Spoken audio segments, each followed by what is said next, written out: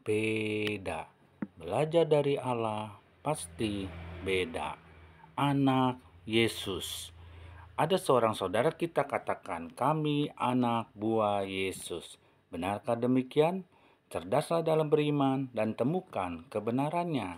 Yang pertama, tidak ada dalilnya kami Kristen anak buah Yesus. Kami adalah anak Yesus. Yohanes 1 ayat 12. Tetapi setiap orang yang percaya kepadanya diberinya kuasa supaya menjadi anak-anak Allah, anak Yesus. Anak buah sama anak itu beda, bro. Yang kedua, anak Yesus berarti anak raja di atas segala raja. Kami sangat dikasihi olehnya, sangat disayangi oleh Tuhan Yesus. Yang ketiga, kami minoritas itu betul, tetapi kami punya Tuhan yang maha besar. Jadi tidak ada yang perlu ditakutkan.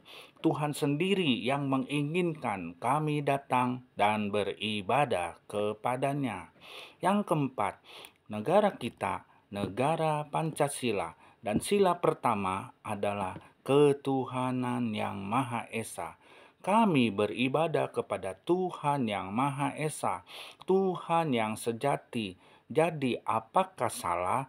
Mengapa kami katakan kami beribadah kepada Tuhan yang sejati? Karena di Alkitab sudah menjelaskan, Ulangan 6, Tuhan itu Esa dan Tuhan Abraham, Ishak dan Yakub itulah Tuhan yang Esa. Yang kelima, negara ini ada aturan hukum dan negara kita menjamin undang-undang kebebasan beragama dan itu adalah hak sebagai warga negara Indonesia. Yang keenam, yang buat konflik bukanlah kami sebagai Kristen, justru yang merasa mayoritaslah yang ketakutan dengan ibadah-ibadah kami, sehingga mereka melarang ibadah kami. Sedangkan mereka yang mayoritas, yang benar-benar memahami agamanya, tidak akan melarang untuk kami beribadah kepada Tuhan, karena agamamu dan agamaku masing-masing jalankan sesuai dengan kepercayaannya. Yang ketujuh, apa yang diharapkan dalam ibadah?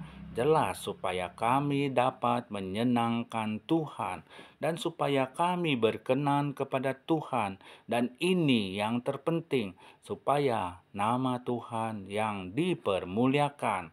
Yang kedelapan, kami paham kami sebagai pendatang karena kewarganegaraan kami bukanlah di sini.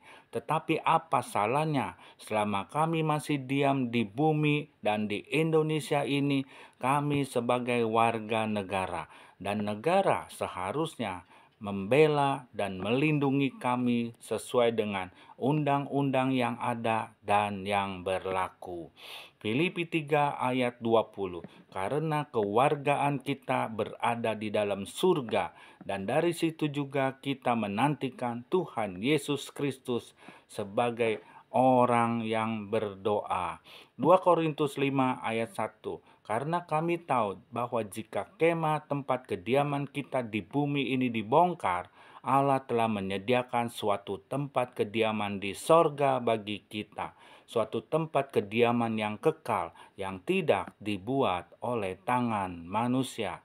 Yang kesembilan, pertanyaannya, boleh dong nanya, sebenarnya siapakah saudara sehingga membuat surat peringatan kepada kami? Sedangkan Tuhan saja tidak pernah melarang kami untuk beribadah kepadanya ataupun membangun gereja. Ya, semua itu asal Tuhan suruh. Tidak ada larangan dari Tuhan untuk kita. Yang kesepuluh, usulan saya, janganlah membuat konten atau video yang tidak bermanfaat. Nasihat memang bagus, tetapi kalau nasihatnya tidak ada manfaatnya, untuk apa menasehatkan?